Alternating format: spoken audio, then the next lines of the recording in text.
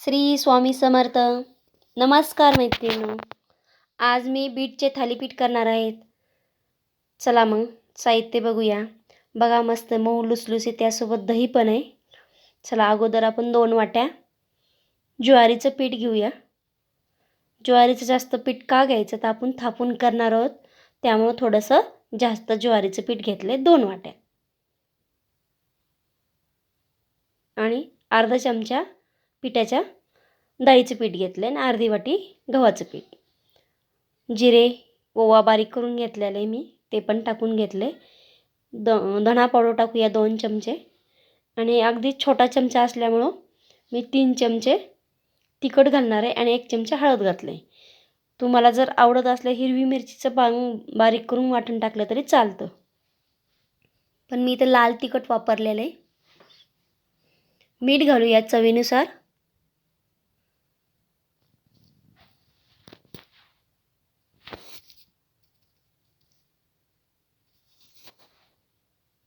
लसूण पण बघा ठेसून घेतला आहे थोडासा, तो पण घालून घेऊया. आणि 2-3 बारीक चिरून कांदे घेतलेले आहेत.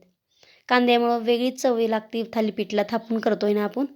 आणि बीट घेतले 2 मी छोटे असते साधारण, बारीक किसून घेतलेले साल काढून. आणि कोथिंबीर घालूया.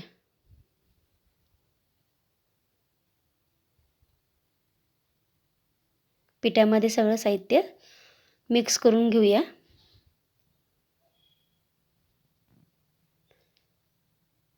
आणि अगदी थोडं थोडं करून पाणी घालायचं, एकदम घालायचं नाही. आपल्याला थोडासा सैलच गोळा करून घ्यायचा आहे, जास्त घट्ट पण नाही आणि जास्त पातळ पण नाही. मग अगदी थोडं थोडं करून पाणी घालते मी.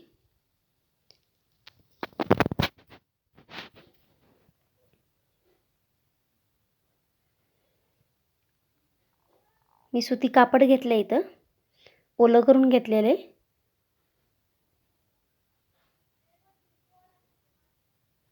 आणि असे छोटे छोटे गोळे करून आपण पोळीपाट घेतलेला आहे ना, त्याच्यावर थापून घेऊया. डायरेक्ट तव्याला नाही थापणार मी, तर असं कापडावर थापून घेणार आहे. बघा असं पातळ पातळ पातळ थापून घेऊया. तवा पण गरम होतोय आपला तोपर्यंत.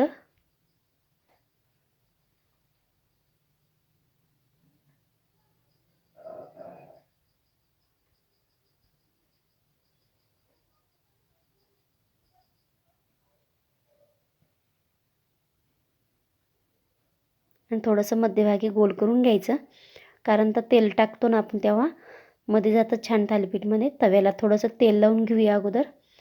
मग असं कापड टाकून पटकन काढला पण जातो कापड, सळकन चिटकत पण नाही पाण्याचा हात घेतल्यामुळं. आणि 2 मिनटासाठी झाकण ठेवूया.